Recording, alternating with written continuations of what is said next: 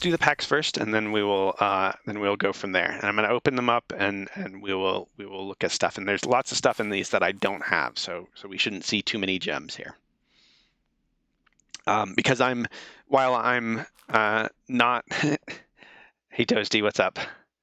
While I'm not 100% free to play, I've only spent maybe $75 or $80 total in the past however many years, and none of that has been recently to play. So you can definitely once you accrue enough to do stuff and can draft well, you can definitely be pretty free to play.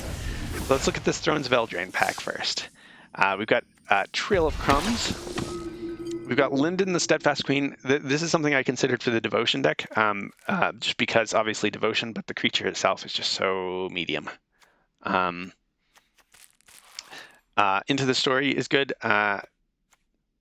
Started playing about a month ago and blew all the wild cards, making best decks, and then bans hit you hard. Oh, sure. I can understand that being that. See, like I was the opposite because I was playing the Rogues deck before, and I was just like, yeah, you banned Uro, okay, Rogues is king now. But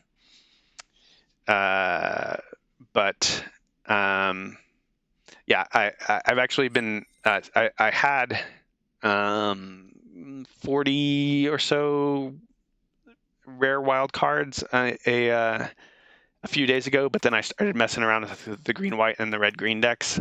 That's why we're going to open some packs here. So you can see I didn't do a lot in this set. I actually drafted this set physically a couple of times, which is funny, and didn't draft as much when it was on this.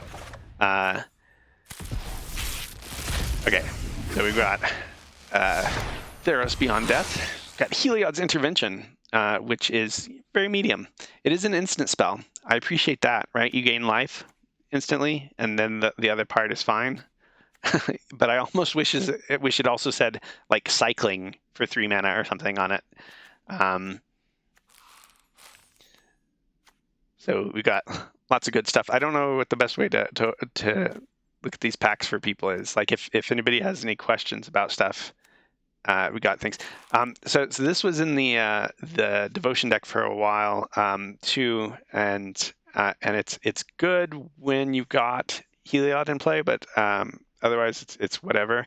And this is kind of this kind of card is why Yorion is so susceptible to counters, because who cares about these 1/1s in general? This card is kind of bad unless it's enabling something else, and Yorion moving this out of play and back into play to get two more 1/1s makes this card interesting. But the card is so bad and so much not a threat until you do that.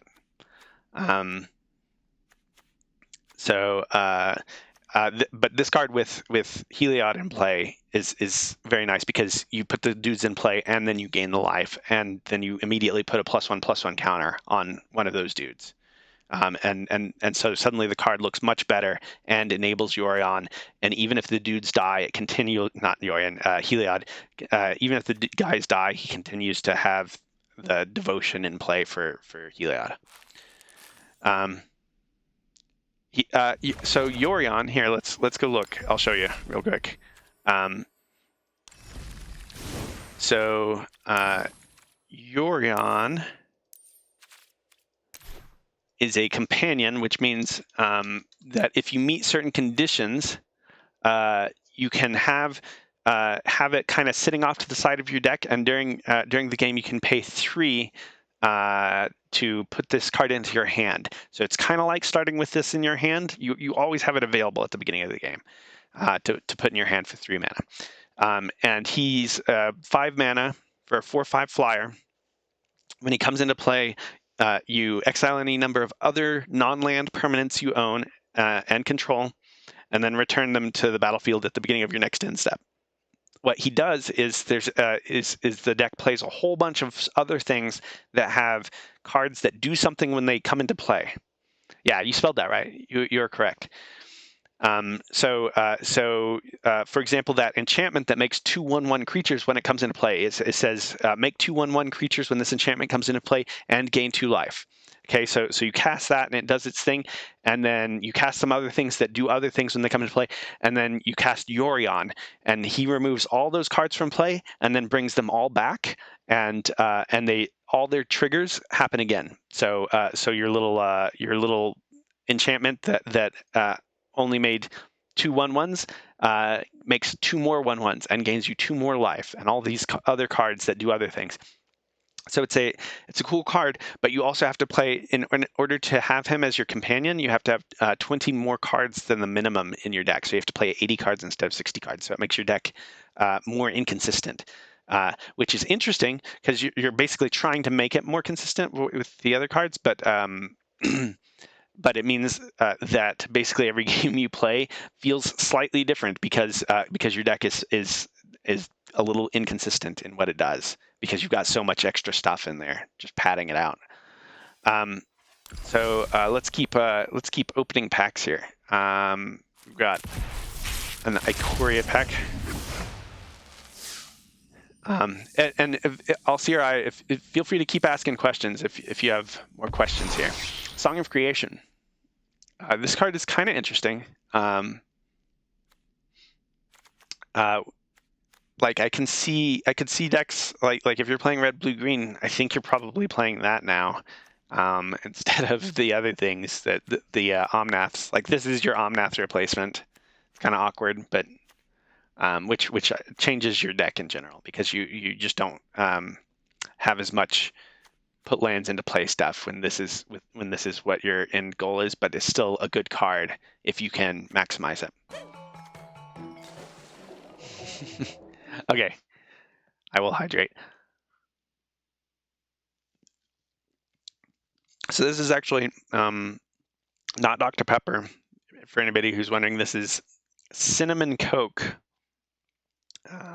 which is I saw it at the grocery store and decided to try it, and it is not as good as Dr. Pepper, but it is better than normal Coke, I think. Like basically the bubbles taste like cinnamon. The Coke itself still tastes like Coke. So we've got some kind of who cares cards over here. So let's look at some core set here.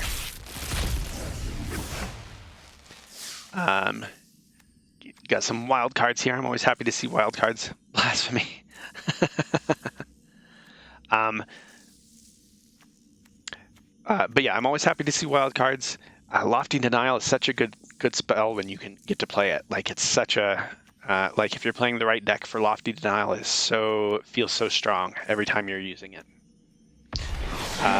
Spark Hunter Masticore, on the other hand, is not as good as it would if Super Friends was a bigger deck in Standard somehow. This would be a card, but it's since like additional cost to cast the spell, discard a card is pretty meh. Like if they remove it, you just got 2 for 1. It is only a good card in very certain situations because it costs, you have to discard an extra card to play it. So it costs you 2 cards to put it into play, and if they manage to remove it, then like if they I don't know, put a pacifism on it even, they spent 1 card and you spent 2 cards, and so you lose out on that exchange. So it is very good if you play it and immediately use its ability to shoot down a the real answer is no. It's very good if you play it and immediately shoot down a planeswalker. And any other time, if that is not what's happening, it's a bad card. All right, so we've got a Subira Tulzita Caravaner, which is a good card in Limited, but requires too much mana investment in Constructed. It does have haste, but the part where it can't make itself unblockable and it has to tap to use its other ability and cost mana, and like there's just too much There's too much going on to make Subira good right now. If she was double red, there would be an argument for like using her to make devotion, but she's not, so she's just kind of bad.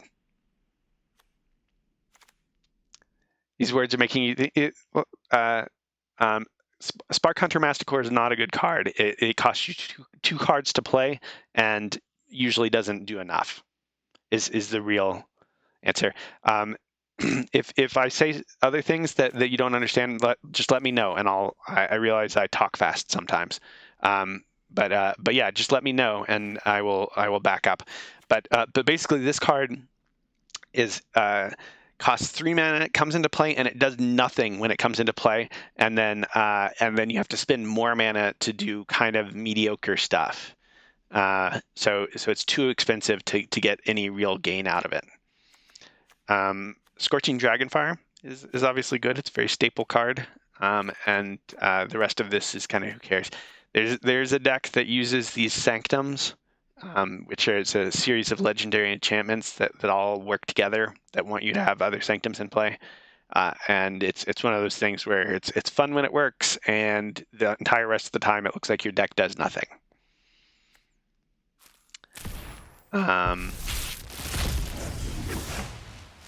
All right, see, here's another Sanctum.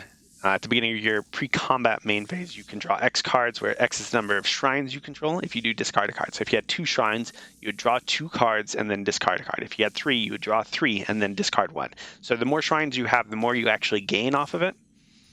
But yeah. The whole time you're trying to make that work, you're getting smashed in the face, right? Like you're playing 4 mana. This spell does nothing when you put it into play, and that's pretty hard to work with. Teferi's Tutelage is actually an interesting card. So Sublime Epiphany, choose one or more. This card can be really good. I like that it's instant. I think instants in this environment are above average. That's kind of why I think the rogue deck with the flash creatures is a little better, because you get to see what your opponent's going to do and then do your actual things. This card is too expensive for the rogues deck, though, currently. But it's got potential in other decks. Teferi's Tutelage is like the fact that it lets you draw a card and discard a card immediately. Makes this much better than a lot of comparable things that looked like what this does in the past. By chance, do I have Discord? I don't have Discord. I'm probably going to set one up at some point, but I do not have one set up currently. And the rest of this stuff is very limited stuff. All these commons are like I'm totally on board with Hunter's Edge in draft, and Tome Anima I'm okay with. And there are situations where you play these two things and very rarely this in limited, but that none of these cards are constructed. I mean, maybe you might see this every once in a while.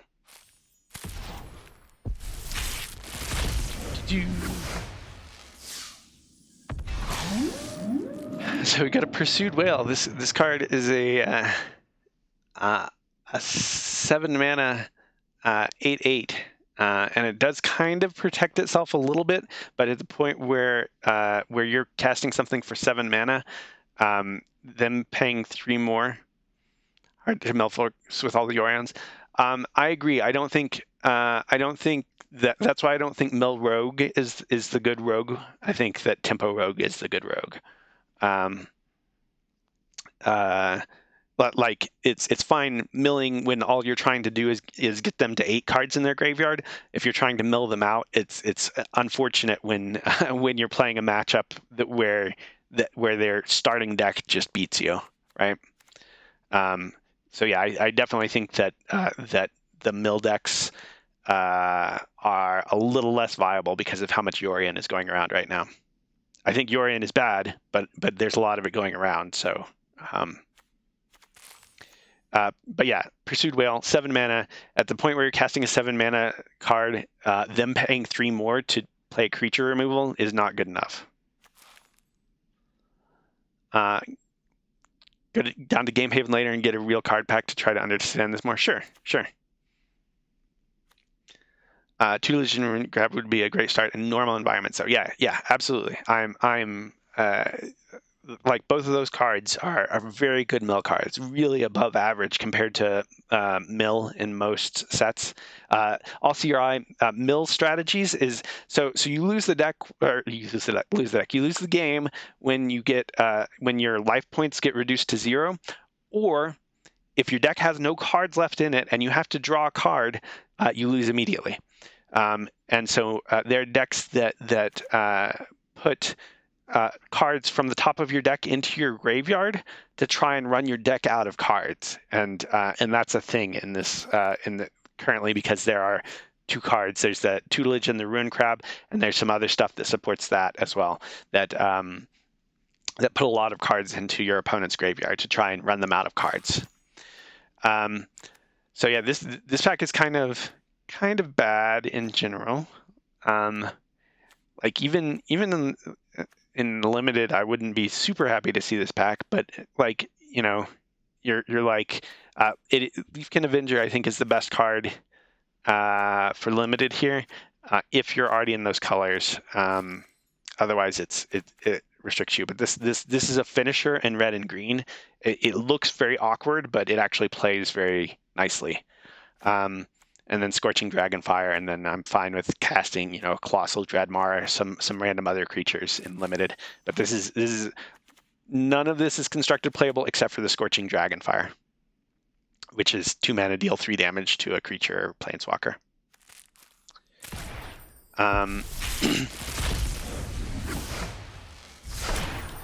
All right, so this would be a fun pack to open in limited. On the other hand, because I like both of these cards, and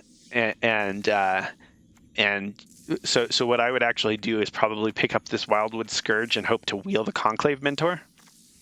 Oh, I take that back. If I open this, I would probably play this in limited, and then let other people fight over these. So. Wildwood Scourge is a green and any amount of colorless or other colored mana that you would like to spend, and however much you spend, that's how big it is. You put that many +1/+1 counters on it. This guy says if more than one +1/+1 counter would be put on a creature you control, that many +1/+1 counters are put on that creature instead, and when he dies, you gain life equal to its power. And this also says whenever one or more +1/+1 counters are put on another non-Hydra creature you control, put a +1/+1 counter on Wildwood Scourge. You know, Zendikar limited, and that's about it. Okay, so M21 is actually a really easy environment to draft. If you see M21 pop up in draft, your base is either green or blue, and you can play both green and blue. But you're playing green or you're playing blue because both of their creature pools are super deep and the other 3 colors are super shallow. And then whatever else you do is just the normal, get some evasion and some removal kind of thing, right? So like if you're like, oh, I want to play a green-red deck, cool. You're probably gonna get draft some creatures that put +1/+1 counters on things, and you're going to draft some red removal, and you're going to try and tempo them down. Or you're playing green-white, and you're doing something similar. Signpost uncommons and go from there. So people say the signpost uncommons are these multicolored ones. It's really more the build strategy than the signpost uncommons. I think people overrate these things. I think Conclave Mentor in particular is good, but when I look at these 2 cards, this card will do as much as this guy will in most games, right? Like this guy is totally fine to play on really early as like a 1/1 or a 2/2. And he will consistently grow as long as you drafted the deck to support him. And then also late in the game, when you're sitting on 7 mana, it's like, oh, look, he's huge just out of the gate. Whereas late in the game, this guy is who cares. Like this guy is a blank grizzly bear. So I think people slightly overvalue these the multicolored guys in here. But really, it's the green, almost every green creature is playable. Almost every blue creature is playable. I remember the black green snake that did that, and it was a real deck. Sure. But yeah, try out M21. Try and figure whether you're blue or green or both, and then figure out what your secondary color is, and build a deck that works together with the cards that you get. But blue has things like there's the enchantment that gives a creature flying and draws you cards, and that card is great. It has some okay. It has enough okay removal, enough random capture spheres and stuff that it's fine. But yeah, M21, draft blue or green or both, and then figure out what your other color is. Another Spark Hunter Mastercore. So again, this pack is kind of meh, except for a shock for constructed. For limited, it Snare Spinner and Shock are probably the two best cards in limited in this pack. There are some others that you can play, but they're not things that you're like super pleased about.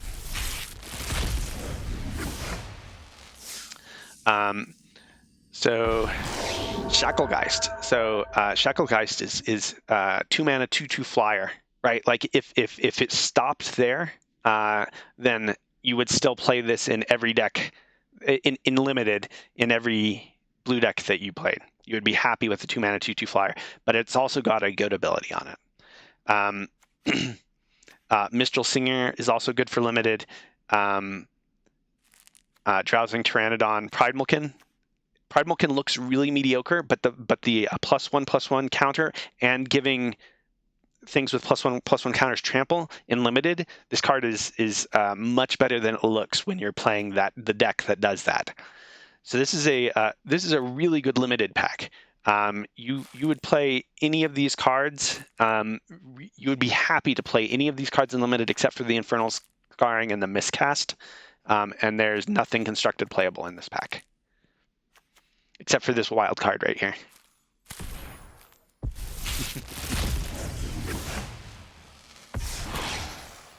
Pow. So constructed playable stuff in this pack is, again, nothing. 9 lives is good and limited as a one of. Like just late in the game, it's like, oh, this is like 4 fogs, and that is totally adequate. And that card's okay in limited. This card is kind of medium. It's fine, but there's other really expensive blue creatures that are good. This is so remember when I said before, spending 2 mana for a 2-power flyer was good. You still play this guy because he still does that, but this guy can hop up like real fat creatures, real big creatures, and make them fly instead, which is why he's good enough.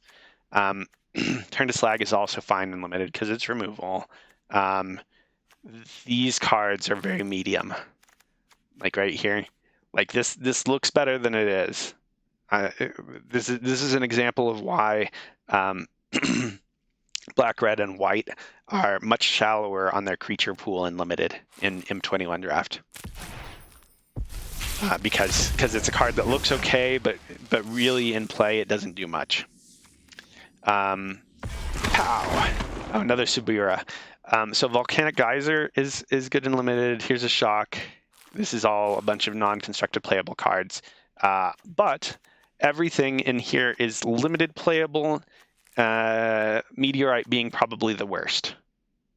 But you would be fine playing any of these other cards if you're in those colors. But again, like good green creatures, completely playable blue creature. This is an above average red creature for limited, but it's a bad red creature.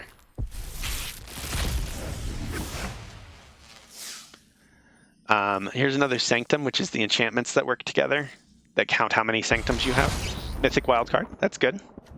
Toma Anima, Alpine Watchdog. Okay, so this is an example of so there's the red-white signpost uncommon that lets you search up an Alpine Watchdog and a small red card, and that card is so hard to like.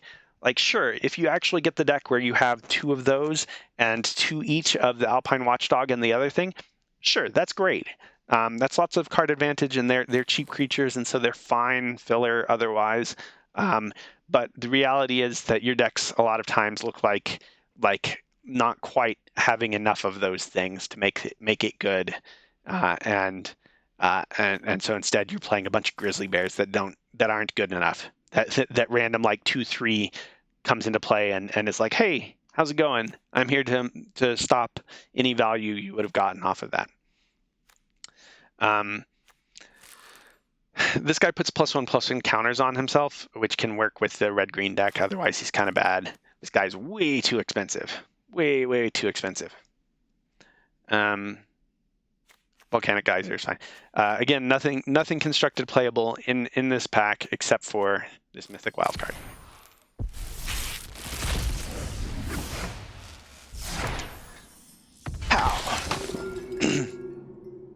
Okay, so this is a constructed playable card, Kitesail Freebooter, and it's fine in limited because it flies mostly. It comes into play, and you get to remove a card from your opponent's hand until this guy leaves play. This guy, people want this guy to work, and it's just not. Like anytime it's like having more than you're starting. Like this could. So this says Vigilance Lifelink. Tap, create a 4/4 white angel creature token with flying. But you can only do that if you have at least 7 more life than your starting life total, and only anytime you could cast a sorcery. So this card could say only if you have at least 1 more life than your starting life total, and it would still be bad. It's because having more than your starting life total is very hard, and usually you're spending another card. Like even if you can do it very quickly, you're spending another card to do that, and that other card could have just been a 4/4 white flyer of some sort. Anyways, so almost all these cards are playable and limited. The Kitesail Freebooter and the Goblin Arsonist are playable and constructed. Forgotten Sentinel is the worst card here. If I was drafting, I would jump on this Truffle Snout probably. There's an argument for this Rise Again because there's a Reanimator archetype. There's a black-blue deck that lets you dump some stuff into your graveyard and come back. But yeah, very good limited pack. Got a couple constructed cards, and that's fine.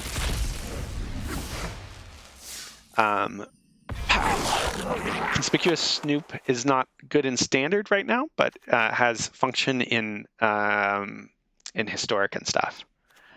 So that's a constructed playable card, just not standard constructed playable. These wild cards are constructed playable, and nothing else. But these are all playable and limited. This is probably the worst, but it is still playable.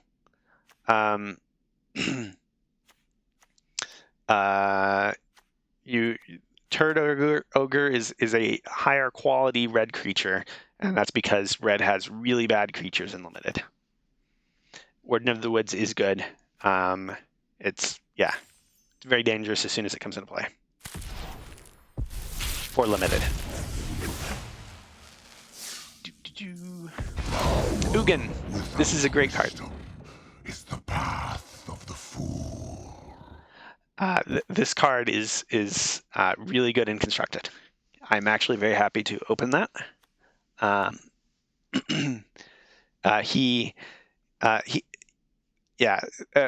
Like any of the planeswalkers that as soon as they come into play, you can get their card value back from casting them, are playable planeswalkers.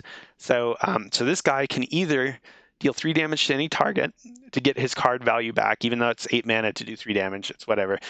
Or he can choose a converted mana cost and exile every permanent with converted mana cost of that or less. That's 1 or more colors, which is basically everything that's not an artifact or land. And so this guy, yeah, this guy's really good. Yeah, like both of his immediately usable abilities can get his value back out of him, and his second ability is just crazy. It's very game altering. Other than that, duress and cancel are playable and constructed. If you're playing black in limited, you might play a Gloom Sower, like 1 or 2, but you're not very happy about it. Track down is fine. It's very filler. You're not very happy. Every time you have to play an Onaki Ogre, you're not very happy. This card is okay. If you've got the green-white counters deck, +1/+1 counters deck, then this card is okay in limited. Like it can be a runaway victory if with it, and then sometimes it can be very mediocre because it's sorcery speed. If it was instant speed, it would be an amazing card. Yeah, but Ugin is the card in that pack. And we're earning wild cards over here for opening these packs. This is 3rd Spark Hunter Masticore. Okay, so constructed playable cards here is none of these. Feat of Resistance is probably the closest. Like I could see decks that could use Feat of Resistance. There aren't any right now, but I could see that being a thing. Like counter target spell that's targeting your creature and your creature gets bigger permanently. Sure, I'm on board. Especially if you've got something that wants you to put +1/+1 counters on things. But this is a bad pack in general. In limited, Furious Rise can be good. Reign of Revelation. The feat, the Pride Mulkin, and then these are very medium. So about half of this pack is good and limited.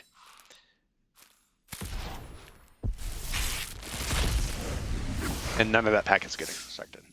Pow! Hey, a Scryland. If you're in these colors in limited, you might draft this card, and you'd be fine passing it also. In constructed, it's also kind of medium, but right now, a lot of decks include these Scrylands. So constructed wise, other than this, the Temple of Mystery, there are some decks that use Frantic Inventory, and none of the rest of this is any value.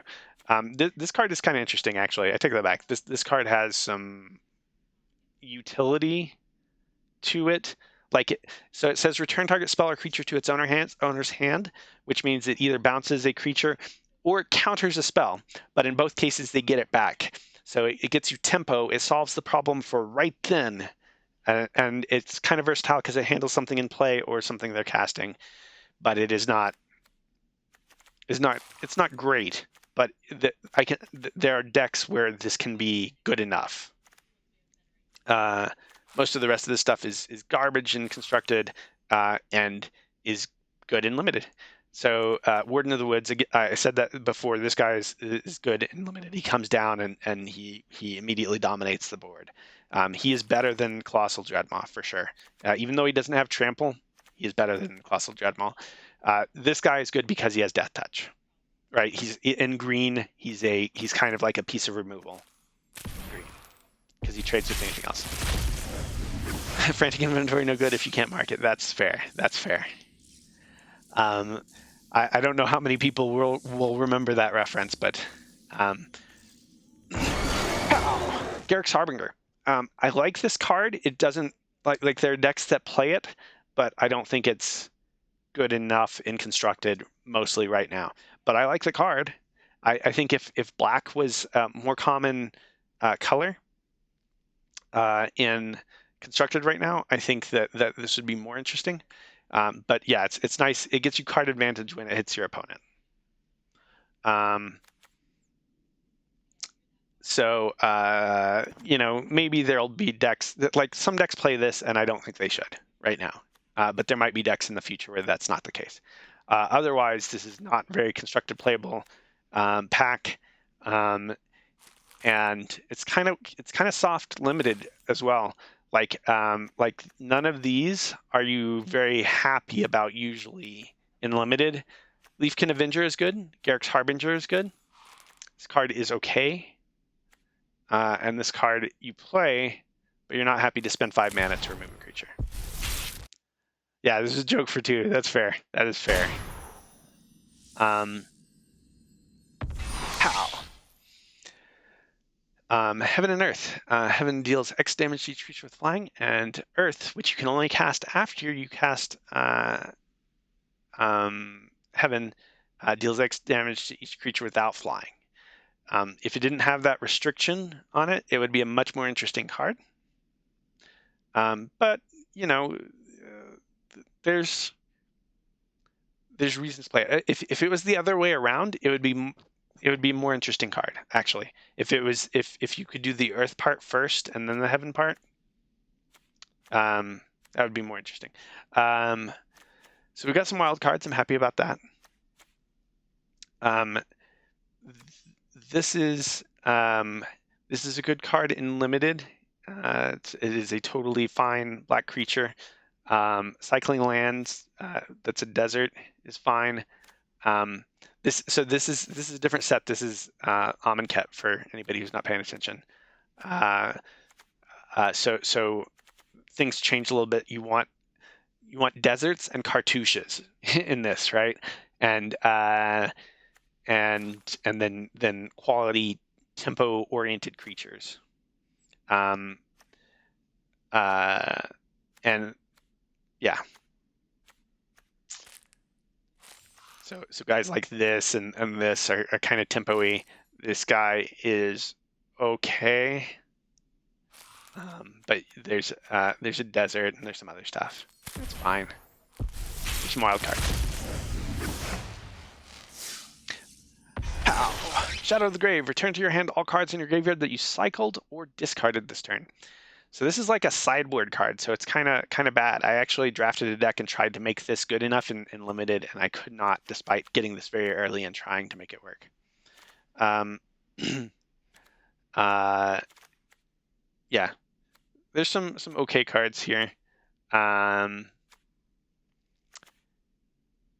But this is not a great pack in general for limited, and certainly not for constructed. Enigma Drake is the only constructed playable card here. Yeah. This guy is good because he has Menace in limited. And then the desert is good. Pow!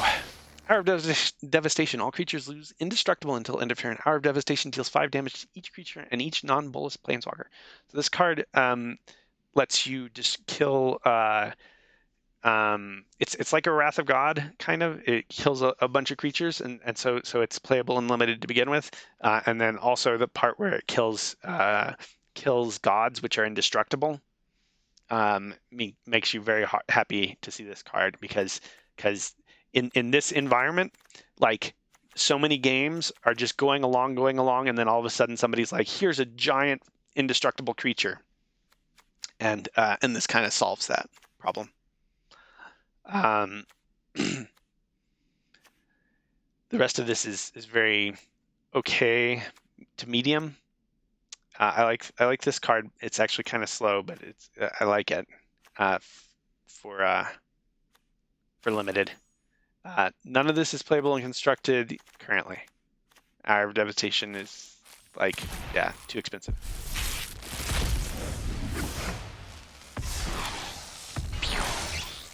Drake Haven. When you cycle or discard a card, you may pay 1. If you do, create a 2/2 blue Drake creature with flying. This card is good in limited, especially if you get this card early and can draft a bunch of cyclers. And you do want to draft a bunch of cyclers in this set. It makes your deck more consistent. Again, nothing constructed playable really here. Yeah.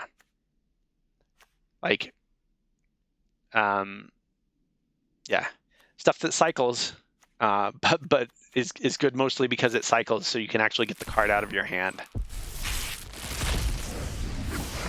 Pow, Hornet Queen.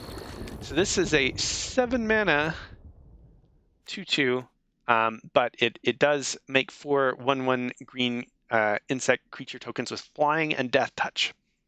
So this card, if you cast it in limited, is amazing because those 4 death touch creatures, really 5 because of the Hornet Queen herself, means all of a sudden you can block any number, like you can block up to 5 things, and each of those things will trade with each of those, each of your little insects that you make.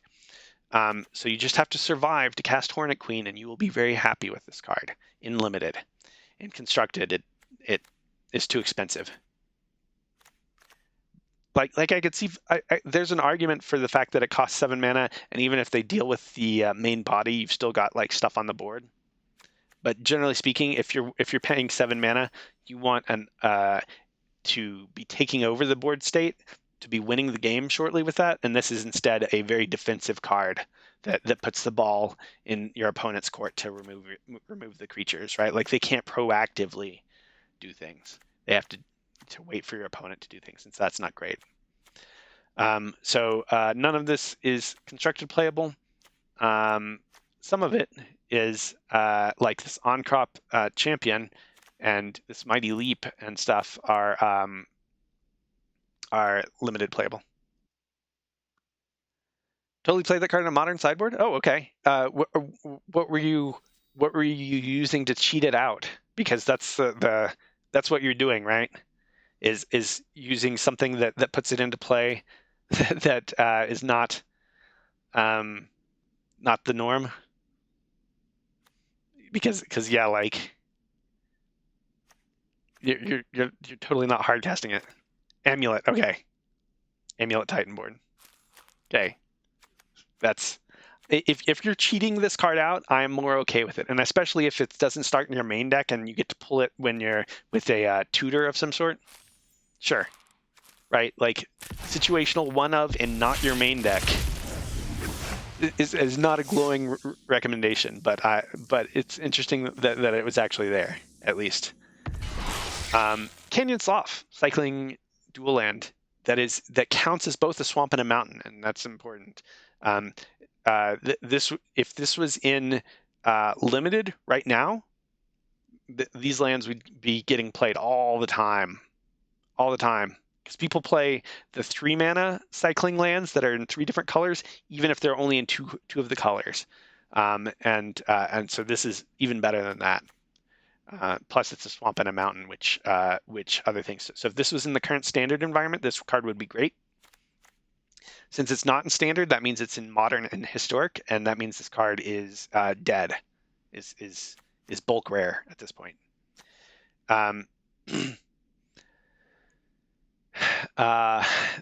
This is a very situational card. It is like memeing if you're trying to do this.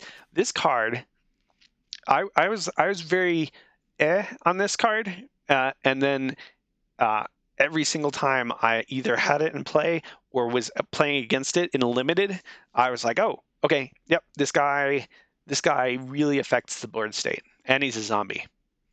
So in limited, this guy's great. None of this is constructed playable, except for Evolving Wilds. Canyon Slough was constructed playable, but is no longer. Yeah. Okay. We've got Pow. Throne of the God Pharaoh. At the beginning of your end step, each opponent loses life equal to the number of tapped creatures you control. Like there was a deck that played this, I think. Jeff, correct me if I'm wrong.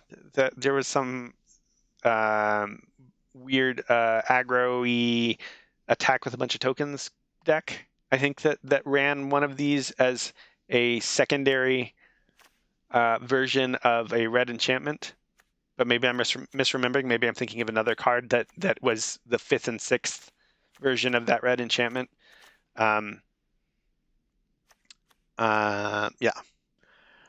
So struggle to survive. Struggle deals damage to target creature equal to the number of lands you control. So it's kill target creature. And survive is each player shuffles their graveyard into their library. So it's kind of who cares.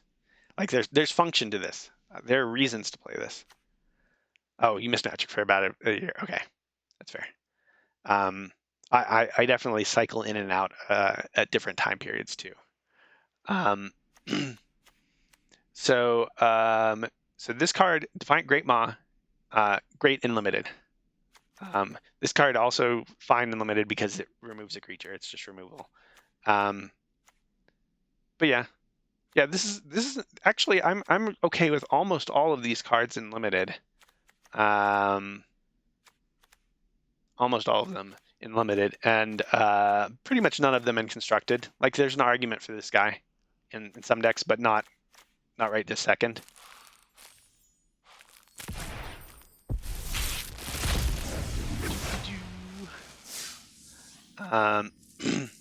Spring to Mind, search your library for a basic land card, put it in the battlefield, tap, and shuffle your library, and then later on you can draw 2 cards. So if this card was just the spring part, you would still play it in limited. So the fact that it has the mind part too means it also it's better than medium. It would be very filler if it was just the spring part, but right now I know how to play Neoform in Historic, and that's about it. Okay, it's fair. Totally, like I said, go. I'll show you my rogues list again, and yeah, limited. I'll show you my rogues. Like what, as long as you know what the threats in each deck are, like you know that the cycling deck is going to try and Zenith Flare you. You know that Yorion decks are going to try and Yori on you. Things like that. As long as you know what the threats in the decks are, that's all you need to know to play the rogues deck. Because you're like lay out a creature and try and kill them with that creature while stopping them from killing you. Like there's a curve to learning it, like but in that if you had never played standard ever, and somebody handed you the deck, you would be at a disadvantage because you wouldn't know what to counter. But but I think anybody with a vague understanding of what the decks in standard are currently can play the rogues deck. So this is a 1-mana prowess creature. If a source you control would deal non-combat damage to a creature and opponent controller, put that many -1/-1 counters on the creature instead. All of that text mostly doesn't matter. It lets you kill indestructible creatures with burn. The thing that matters is that this is a 1-mana prowess creature.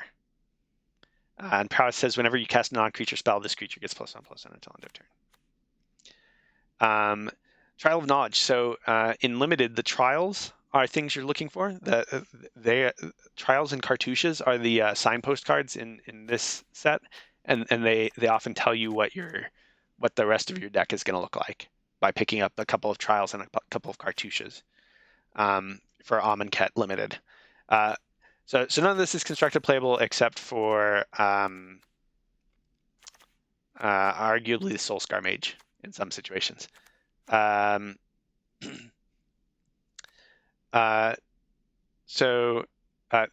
This card is interesting because it's very tempo-y. Like you get to play with it and play it on turn 2, and every time that it is available for it to attack, you are able to attack with it. And because creatures in Amonkhet didn't have a whole lot of big toughness, except for the very rare creatures. There's only a few creatures that are bigger. This trades with everything, and so the fact that it can protect itself when swinging means it can be a big threat very early.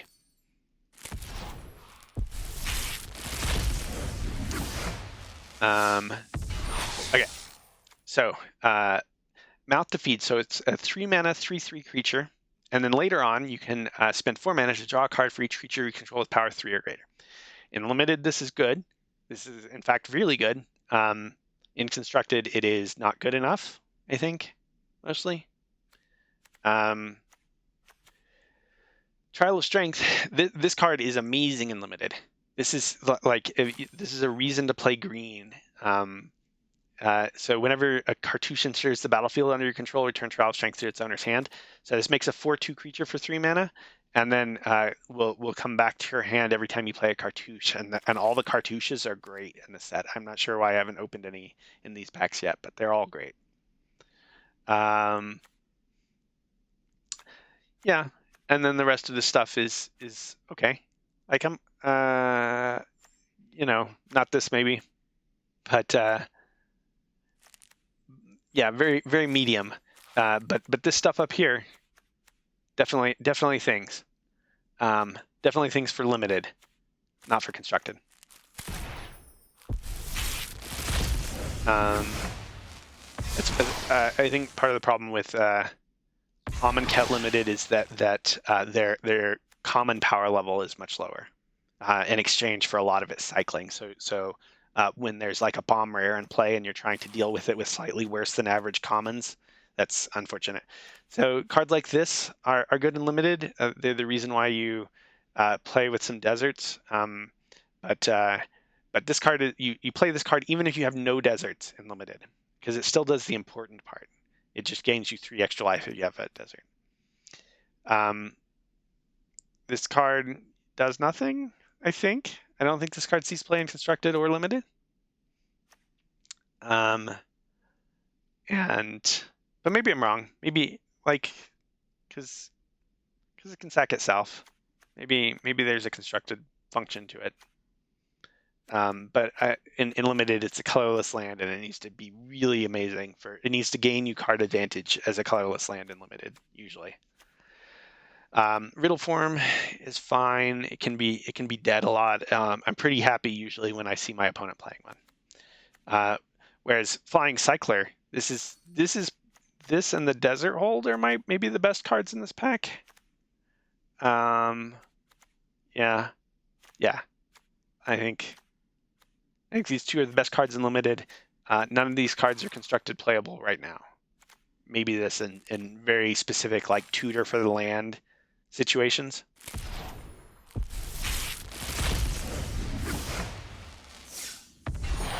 Wild card, rare wild card, in fact, which is what I want more of. Spring to Mind I've talked about before. Good enough in limited, not in constructed. Who cares about destroying artifacts? This wants you to have desert cards for a very minor benefit. This is 1 mana unblockable. Like this has function. If this was in constructed right now, because it's a rogue, there's an argument for it being in standard decks. It might see play, but since it's not, instead it doesn't. It does nothing. Crash Through gets played because it's a 1 mana cycling thing.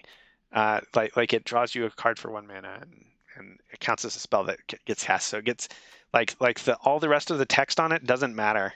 And then you see it in some random constructed decks. This card is good in limited. This is actually a pretty solid limited pack overall. And aside from the wild card, nothing is good. It's good in constructed. Pow! Players can't get counters. Counters can't be put on artifacts, creatures, enchantments, or lands. So this card suffers from the thing where it doesn't do anything when it comes into play. It doesn't even remove counters that are already in play, which is the big thing, right? Like there would be reasons for this otherwise, but the part where it comes into play on turn 3 and doesn't affect the board state is not great. So this is a combat trick, and then all creatures able to block target creature this turn do so. This card is actually very good and limited.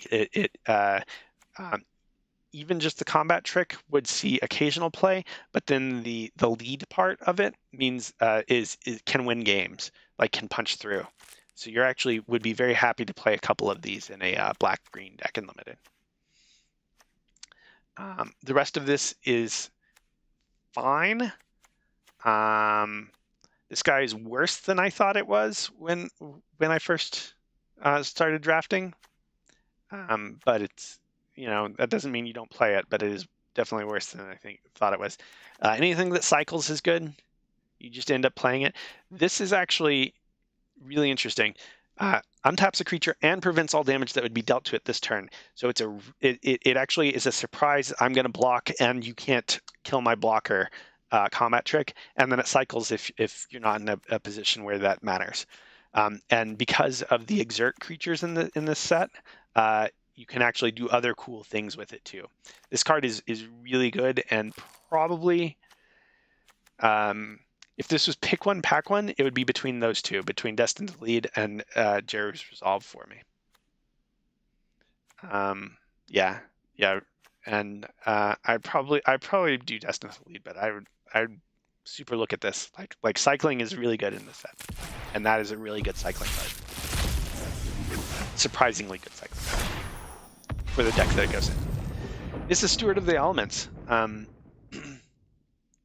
So the Scry 2 is whatever. But the interesting thing about this is that it can be a 3-mana planeswalker. Look at the top card of your library if it's land or card or creature card with converted mana cost less than or equal to the number of loyalty counters on Nissa's Steward of Elements. You may put that card into the battlefield. So it has some cool versatility, but it just doesn't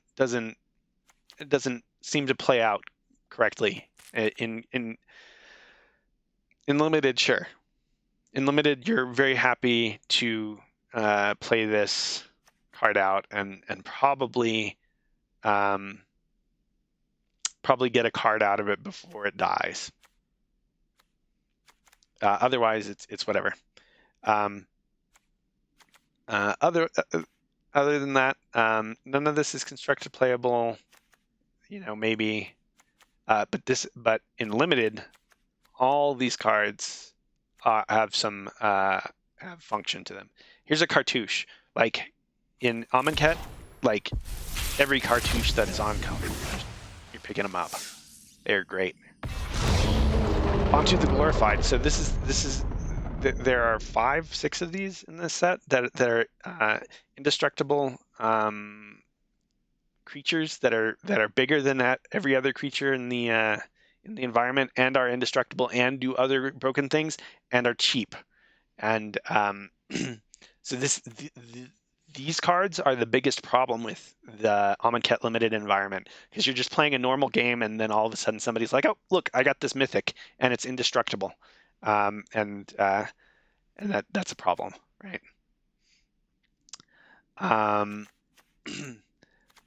Again, none of these are constructed playable, with the exception of, arguably the Bantu the Glorified in certain decks. There are decks, I've seen decks that play this in constructed. It is not in standard anymore, so that might not be true anymore, I guess.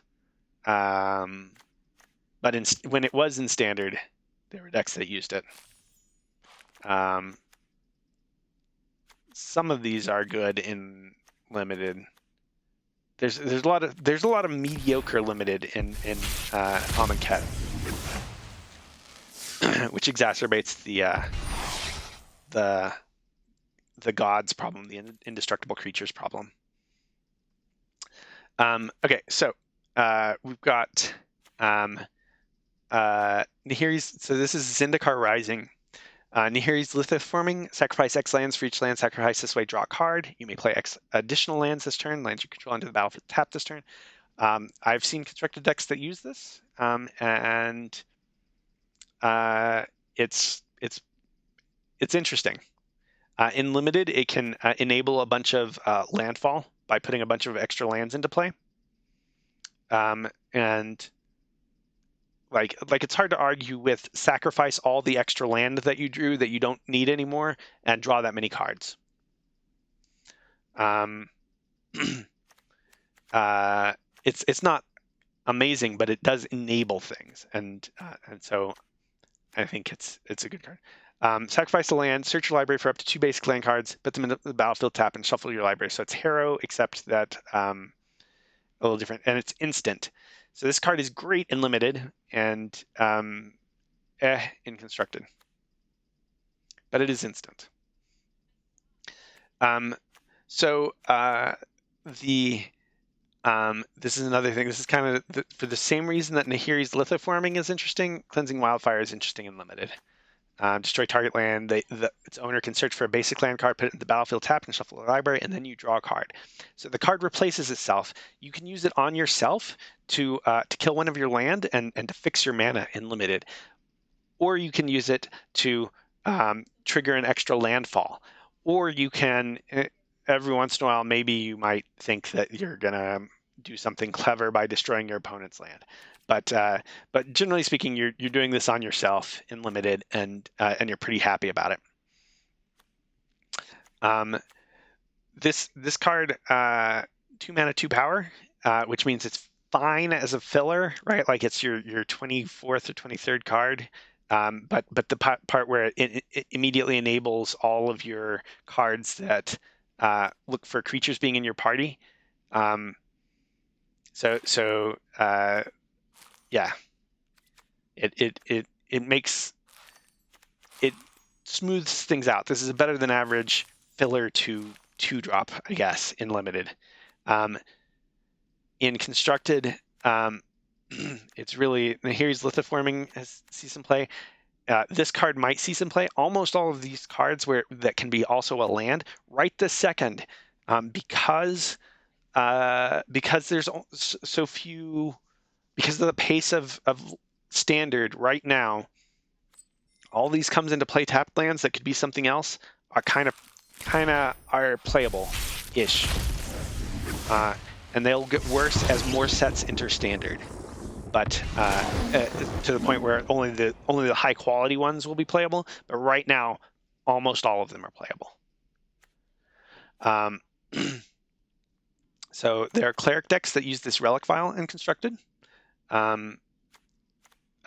This Archon of Emeria can't cast more than 1 spell each turn, and non-basic lands into your opponent controls into the battlefield tapped. Like it does stuff, but I think it's like a sideboard card at best. And basically both of those effects are things you want on something that's not a creature, so that it's harder for your opponent to remove it.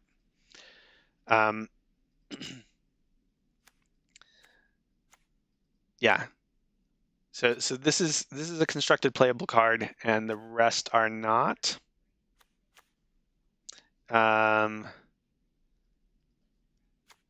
Like yeah.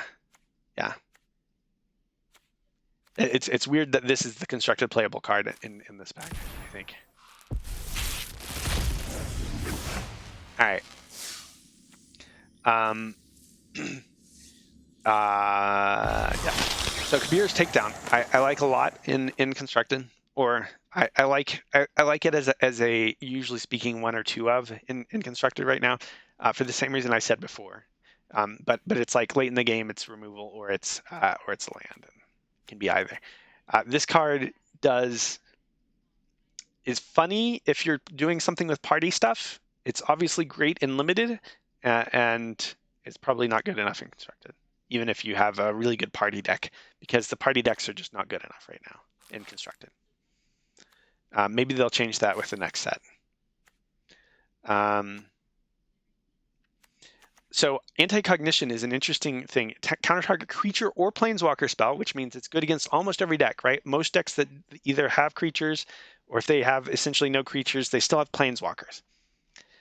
Unless its controller pays 2. If your opponent has 8 or more cards in their graveyard, instead counter that spell, then scry 2. So it doesn't have the conditional of letting them pay 2. So I like this on paper, and I absolutely tried to make it work in the Rogues deck because of the enabling thing, and it just wasn't good enough. It was very close, though. It was very close. But it is not good enough in constructed. So constructed playable cards here are Kabir Takedown, right to second, because of what I said, and that's all. Balged Recovery. Okay, so this is really interesting because I think it's an above average one of these cards. Return target card from your graveyard to your hand. It's not just a permanent, but return target card from your graveyard to your hand. And there's a whole bunch of stuff that like getting back Bone Crusher Giants and things like that with this card is very nice. Pow! Legion Angel. I've seen decks that use this. You play 2 in the main deck and then 2 in the sideboard. I'm not sure that's good enough, but maybe it is. The fact that it gets you card advantage means like I'm not going to fault you for doing that. And the fact that it only takes up 2 main deck slots, also a plus. It doesn't. I'm not sure it does enough, but maybe it does. Maybe it is good enough. Otherwise, Negate is a constructed playable card. Balged Recovery is a constructed playable card, and Legion Angel is maybe a constructed playable card. Pow.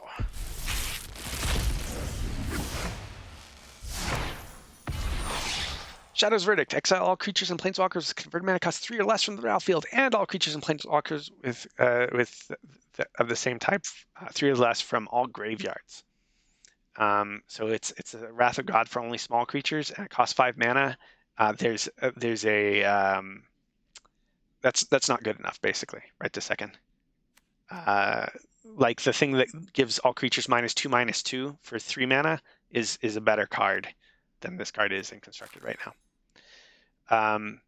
I've seen people playing this, and I don't think it's good enough. It's like a bad Drake because it only gives the plus until end of turn. I've seen people playing this. I think it's also not good enough. It gives a creature +4/+1, and it's efficient, but it is not.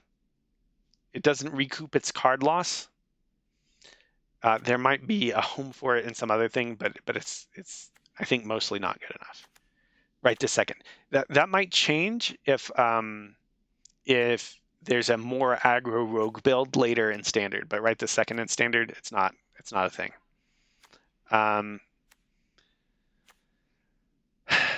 So yeah, limited wise and constructed wise, these are not playable, even though you might see this and maybe this in some bad constructed decks.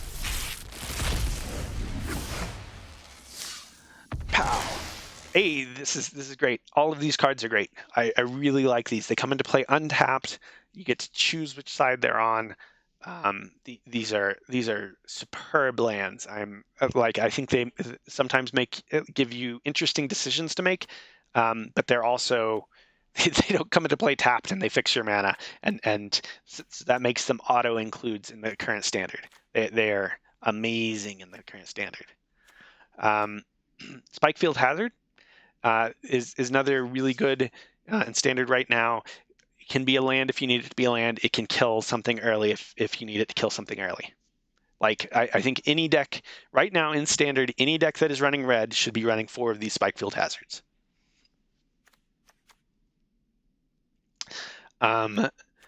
Otherwise, the rest of this pack is not constructed playable, but that's 2 constructed playable cards in this pack in standard right now, and this might be playable in more than standard too.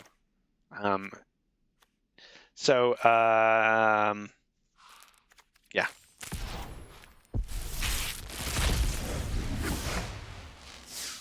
Pow. Okay. Drawn the Last Blood Chief. It flies 4 mana, 4/4 flyer.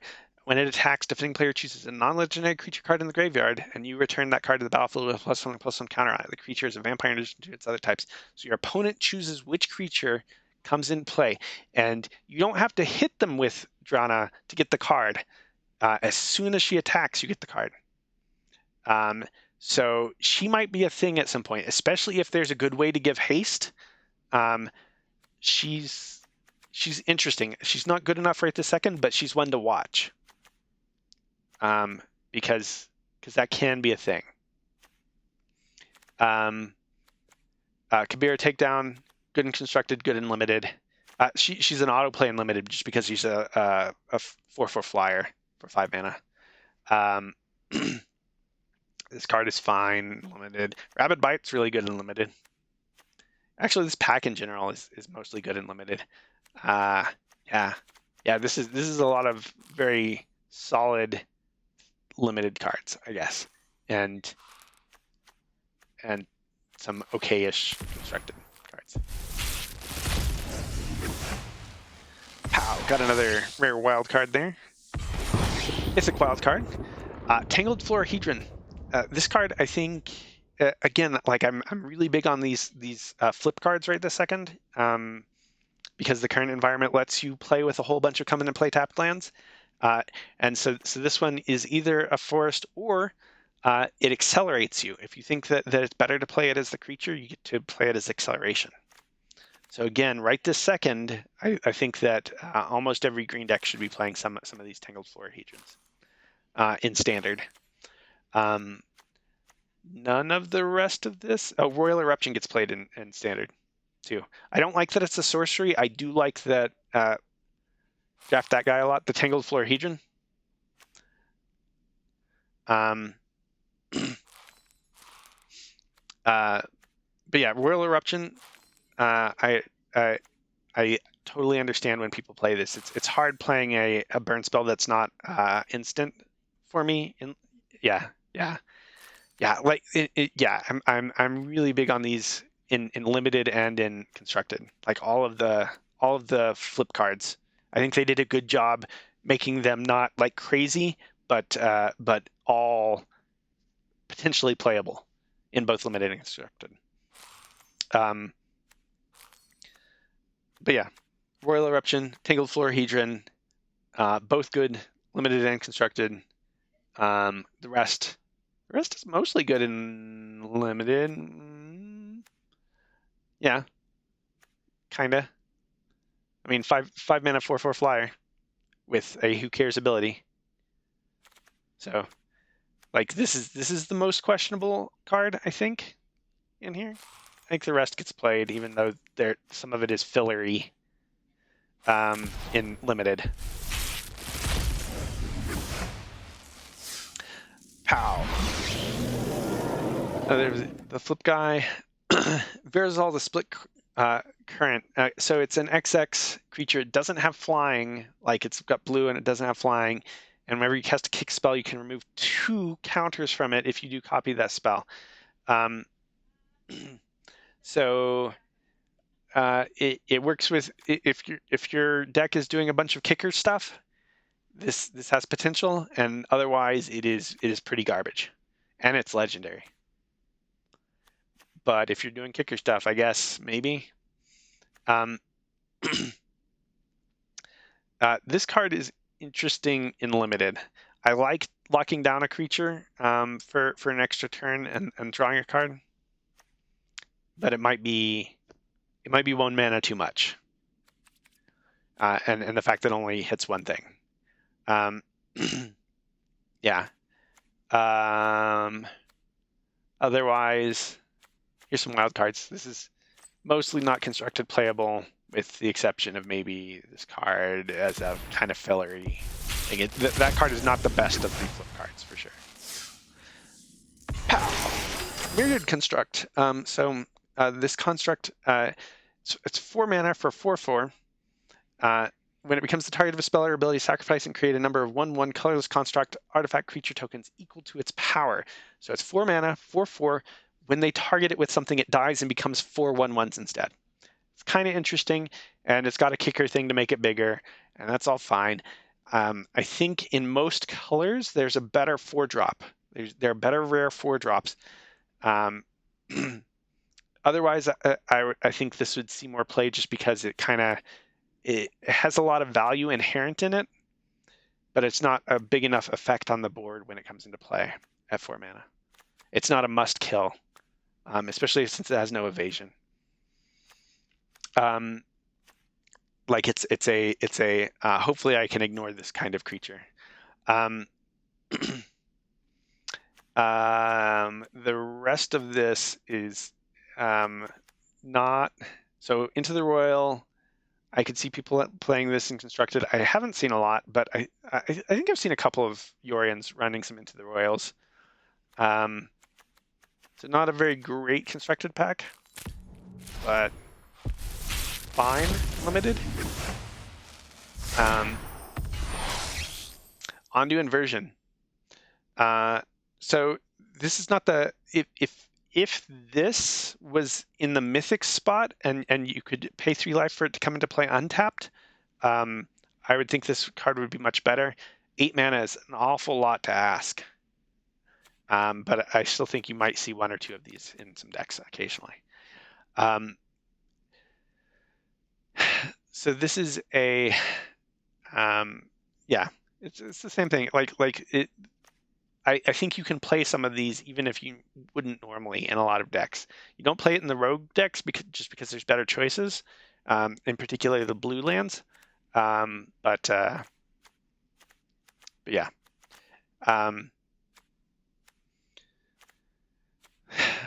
So this card, in some environments, so this card is fine and limited.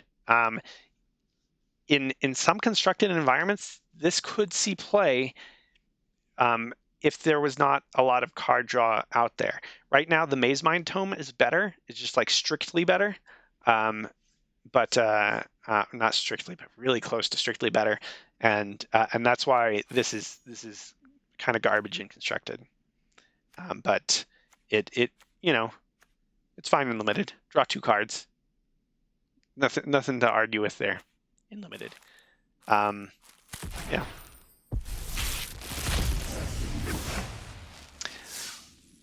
Pow! Ooh, another flip land. Every one of these I'm happy to get because they're things I have to craft at some point. Every single one of these you will need a play set of 4, right? At some point.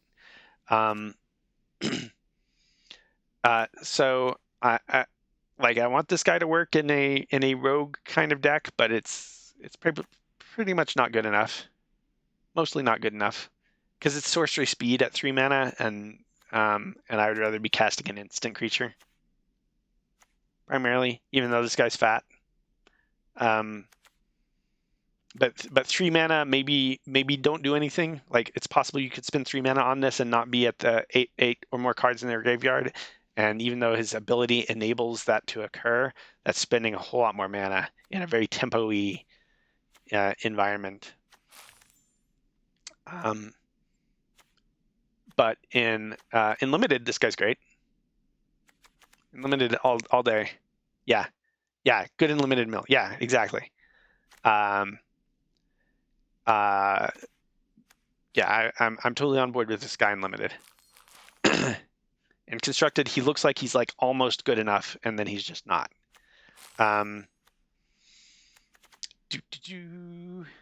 Yeah, the rest is what it is. That was a lot of filler limited cards, I think. Mostly. Okay, so Jawari Disruption. I think this is an auto 4 of in almost every blue deck right now, in my opinion.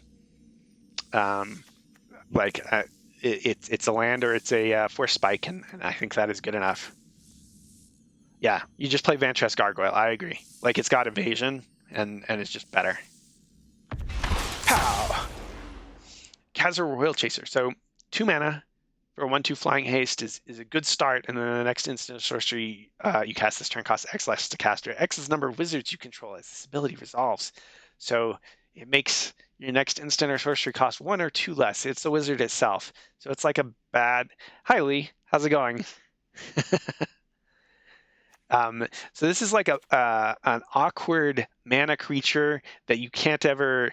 you don't want to play 4 of these in your deck because it's legendary. You want to play like 3 or 2 of this legendary bad mana creature.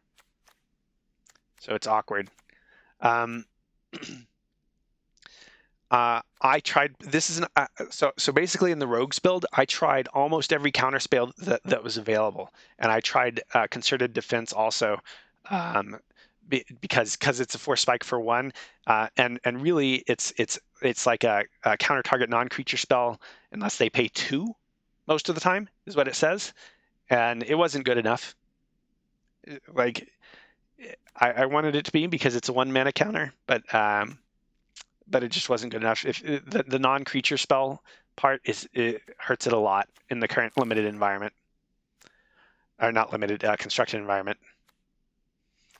The rest of this is limited stuff, right? Like this is the constructed playable card. This card looks like it's playable in constructed, but basically isn't.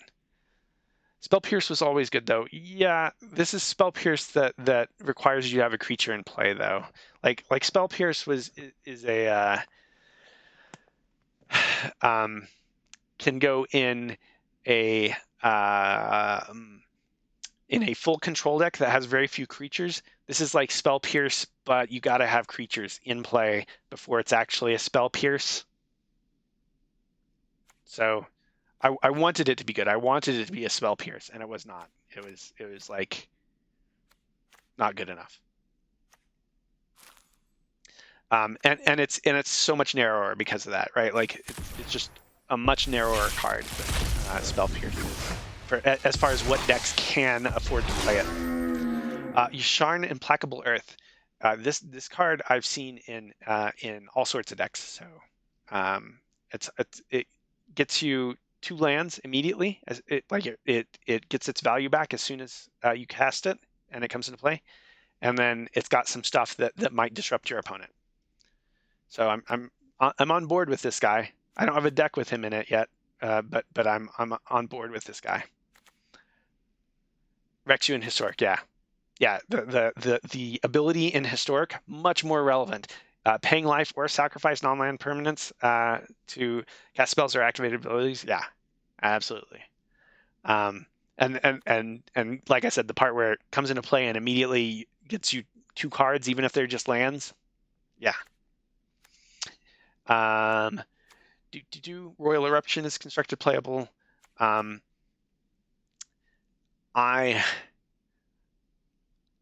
I want this to be constructed playable. It's a very interesting because it is 1 mana, right? Like it can solve problems. I don't think it is, but I think it's close. I think it's closer than you might think. Yeah. But yeah, I'm very happy to see the Yasharn because it'll be playable for a long time. Kabir Takedown's fine.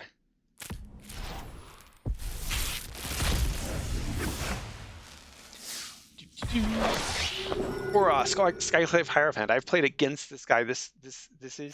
It does go in a constructed deck right now. It does go in a standard deck with clerics, and it can be very scary. Sometimes it's not, but it can be a very scary card. Otherwise, I've seen this dog in some constructed decks. I don't think they are good enough, but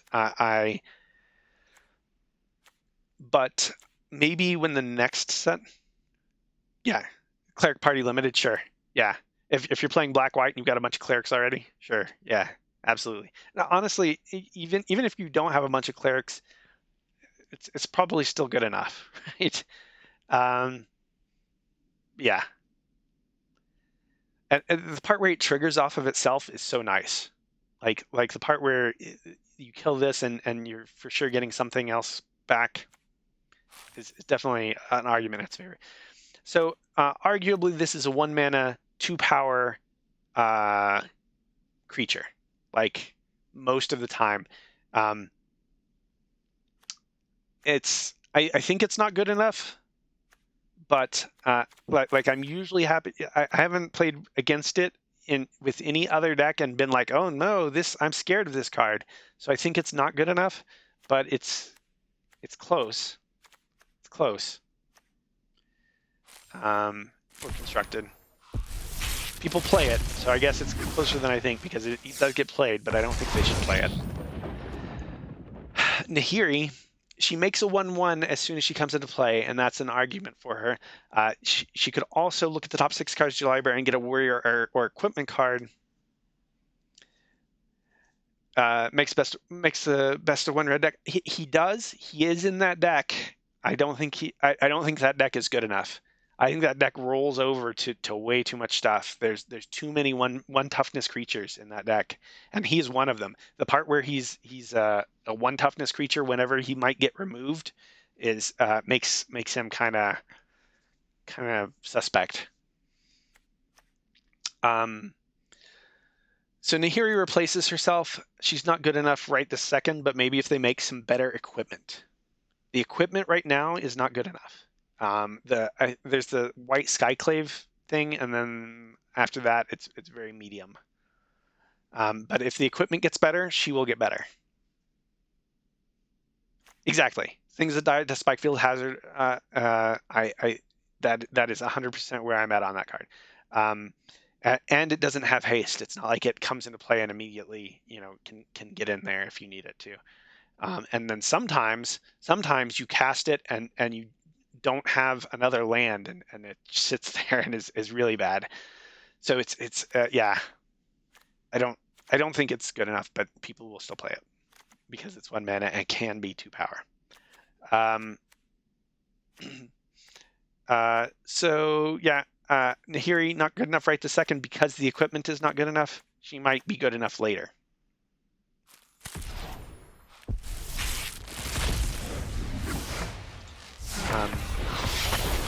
Linvala, Shield of the Seagate. This gets played in a blue-white aggro deck that I've seen. Mostly not because of the full party thing, because that's some nonsense. You're not gonna full party in constructed, or if you are, you're losing more than 50% of your games. So you ignore that. You take off that whole first part of the text. She says flying, sacrifice her, choose hexproof for indestructible creatures you control, gain that ability until end of turn. Yeah, the body is fine.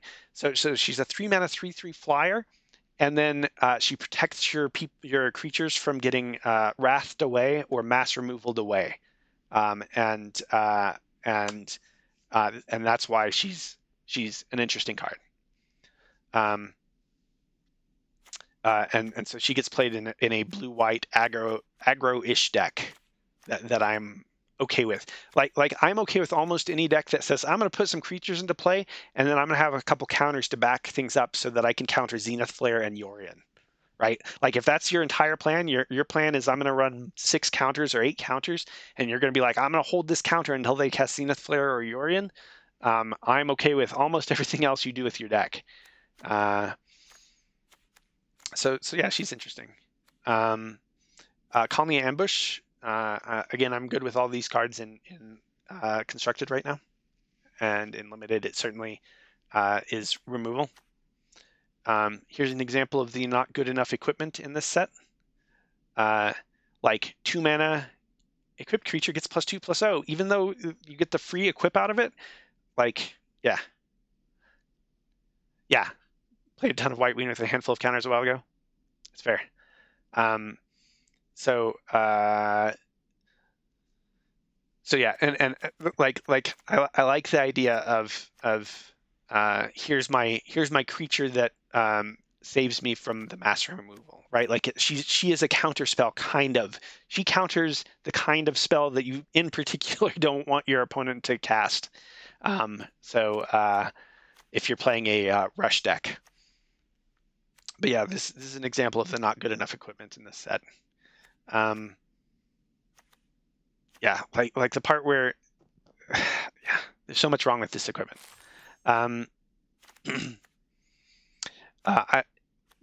Death touch stuff always good in limited.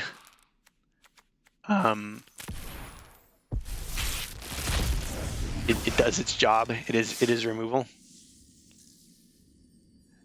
Yeah, the equipment is all garbage. Yeah, I don't understand what the deal is. There's the Skyclave thing that gives +2/+2 and flying or whatever. Hey, another flip land. Very happy about that. And then who cares stuff. So very happy about this flip land. constructed wise, it's like these cards kind of constructed playable, and this card kind of constructed playable, and then this card is great.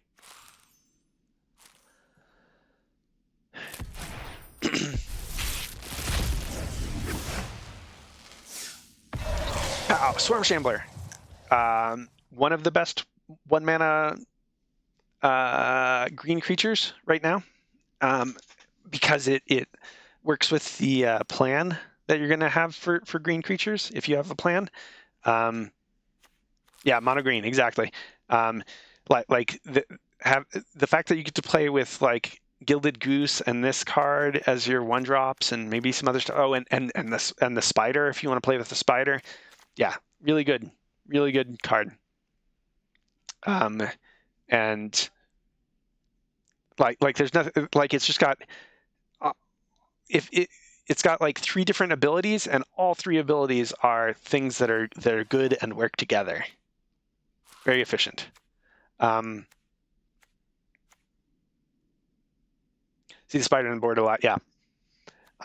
Because it's super good against rogues. Like that spider is just a punch in the face for rogues, and rogues is the best standard deck. So, in my opinion.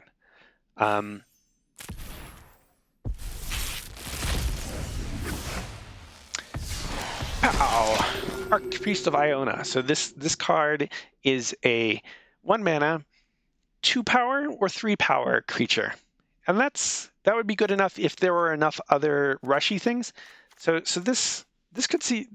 I think when the next set hits, when there's more stuff to flesh out that blue-white rush deck, I think that blue-white rush deck will be a much bigger contender, because of things like this and that blue-white flyer. I don't think there's enough supporting cast right now, but I think get another creature or 2 in the mix that are like this, and they'll do their job. Tangled Florahedron again. I like these wild cards, and these are limited cards otherwise. But Archpriest.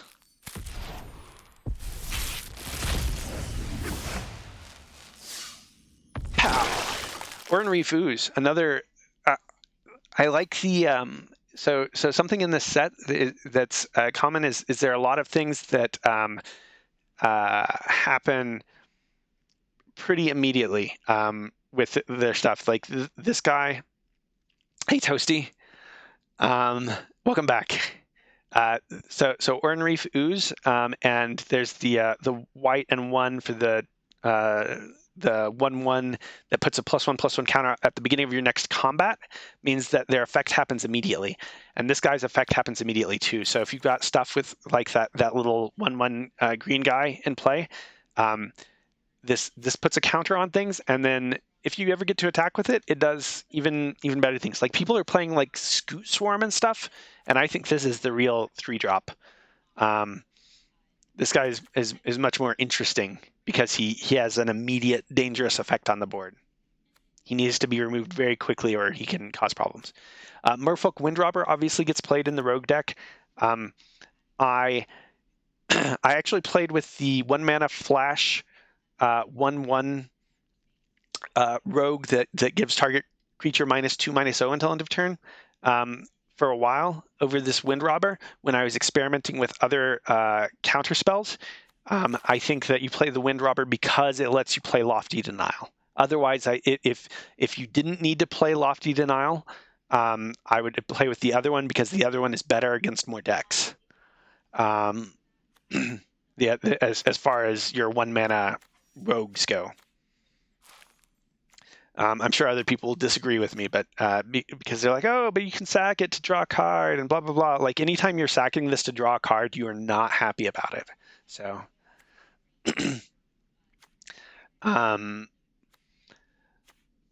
so yeah, constructed playable,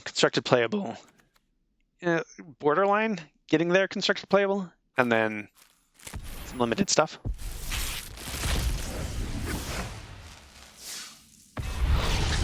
Debarag's Hoop's Demise has lifelink as long as it has 5 or more +1/+1 counters on it, which means that this has stayed in play long enough to see 5 or more non-token creatures you control dying.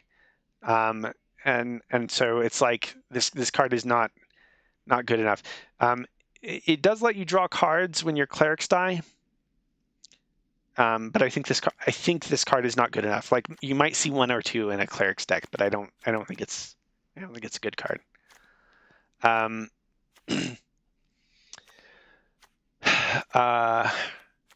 Fireblade Charger sees some constructed play. The rest of this is very who cares. This card is I like this in limited. It's very tempo-y. 2 mana for 2/3 on the offense. But your deck needs to be right for that to be right. Pow! Skyclave Shade. Okay, so this is a really interesting. This is an above average constructed pack. This doesn't see play right now. Never made a deck of yours. Yeah. This doesn't see play right now, but I could see it seeing play in the future because it just keeps coming back. Whenever the land enters the battlefield under control, if it's in your graveyard and it's your turn, you can cast it from your graveyard. Oh, the links. Yeah. No, you don't think it's good enough for the for a tempo-y aggression thing? I mean, that might be true. For limited. So this doesn't see play right now, but I can see functions for it. It could be your win condition in a control deck, because you could mill it, have it be milled into your thing, and then cast it from your graveyard whenever, and it just keeps coming back. Could be okay if it was a D&D creature type, but cat is bad. Sure, cat is bad. That's fair. Cinderclasm. So my red-green deck right now plays this card. I think this card is good enough. If your deck is correct for it, but most decks with red in it are trying to be aggressive and not trying to be defensive, is the problem with it. So I like this card, but nobody else is going to be playing this card, right? As opposed to Bloodchief's Thirst, which is like people who are playing black are playing 4 of these automatically. So this is the most constructed card in this pack, even though all of these potentially could see some constructed play. Negate is good in not standard, but Bloodchief's Thirst is really good in standard right now.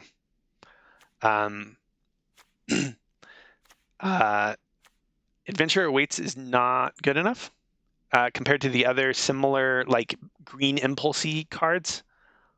It's like sorcery speed and only gets you a creature or a random card. Like, you don't get to choose from amongst the things.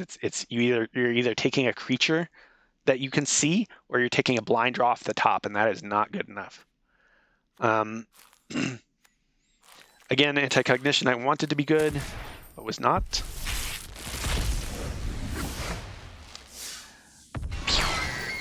Here's this Archon again, also not good enough still. 3 mana, 3/3. Other warriors you control get +1/+1. Great and limited. I think some people are trying to make it work in constructed and that it's not good enough, but whatever. This is good and limited. And then some other, middle of the road things. Like the, yeah. Like, this gives all your creatures, and it's instant. I guess, yeah, it is instant. We're reaching the end. I'm gonna exactly hit my next rare wild card with that. So this is another example of not good enough equipment. 3 mana for it to come into play to begin with. It does attach immediately and gets +1/+0 for each creature in your party, and has menace. So it's based on party, so it's just in the trash already. But like limited maybe gives your stuff menace, but man, that's a really expensive equip cost after your free equip, right? Pow! Crack plate Bailoff. Hexproof. I'm I'm a fan of hexproof creatures. I wish that this said cycling instead of kicker. That's basically like hexproof haste can't be countered. All those things I like. Um, but you can't play 4 of this 7 mana card in your deck, and that makes it harder to play. More negate, more links. This sees constructed play for things that are trying to put things in the graveyard. Pow! Hit our mythic reward, or our next rare reward. Here's the Roost of Drakes. Whenever you cast a kicked spell, there are actually just not enough kicked spells in the environment right now. Okay, so here's the best equipment in the environment, I think. There's an argument for the 1 mana thing that gives trample and lifelink and makes things lose indestructible and hexproof. But they're just not doing enough. But this is the closest. This is the closest to doing enough as far as equipment goes. And it's just not close enough. Even if it was like a mana cheaper on both the cast and the equip, it would probably not be good enough.